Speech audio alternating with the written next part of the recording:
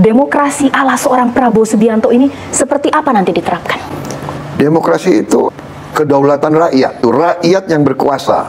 Karena rakyat dalam suatu masyarakat itu terlalu banyak, makanya dilakukan sistem perwakilan, memilih wakil-wakilnya masuk parlemen, memilih presidennya, dia memilih gubernurnya, dia memilih bupatinya, kan begitu.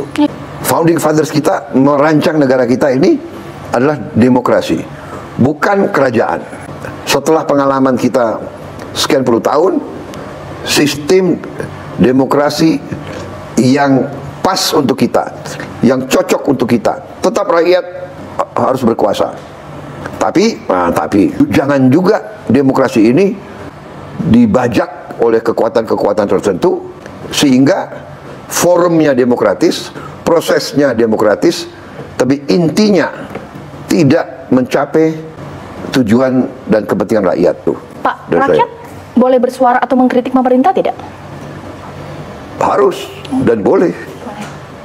Ya kan, itu namanya kritik, otokritik yang saya katakan tadi, check and balances. Tapi niat kritik itu membangun atau kritik untuk destruktif. Nah, bagaimana dengan kebebasan pers, Pak? Kebebasan pers itu sangat penting.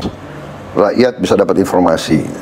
Tapi yang saya bertanya, ternyata pers mainstream kan sekarang sudah jadi bisnis. Dan bisnis itu ada pemiliknya. Jadi, apakah media mainstream yang dimiliki oleh beberapa orang itu sungguh-sungguh gak mencerminkan kepentingan rakyat? Atau kepentingan dia? Nah, ini dilemanya.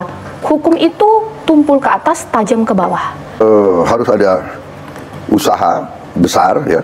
Kita harus punya kehendak politik yang besar, yang kuat. Itu satu.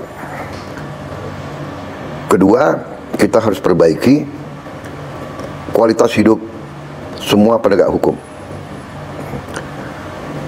Untuk itu kita butuh kondisi ekonomi yang baik. Negara harus punya uang cukup, perbaiki gaji hakim, gaji penegak hukum, dan sebagainya.